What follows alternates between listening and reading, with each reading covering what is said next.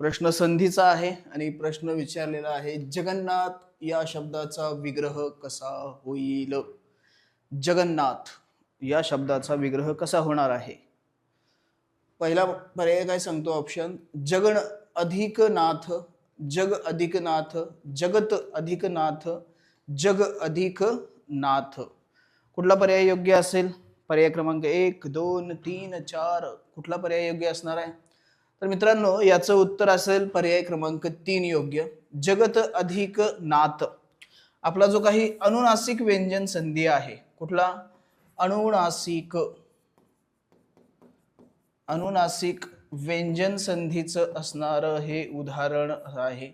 Okay, इथं त आहे पहिल्या शब्दाचा शेवटचा वर्ण हा त आहे आणि त च्या पुढे काय आलेला आहे तर न आलेला आणि हा न याच वर्गातील आहे. तो भाग सोडून द्या, परंतु त च्या वर्गातील आपल्याला काय घ्यायचंय अनुनासिक घ्यायचं आणि पुढे संधी करायचा आहे. मग त च्या वर्गातील अनुनासिक कोण असेल तर न असणार आहे. मग न आणि इथं असणारा हा न यांचा काय होईल जोड अक्षर, जो की इथं आपल्याला झालेला पाहायला मिळतो आणि हा संधी इथं झालेला आहे. याला आपण म्हणतो जगन्नाथ असं म्हणतो. जगत प्लस नाथ असा हा संधी होतो. अनुनासिक व्यंजन संधीचं हे उदाहरण आहे. हे इथे लक्षात घ्या. पर्याय क्रमांक 3 हे याचं योग्य उत्तर असेल.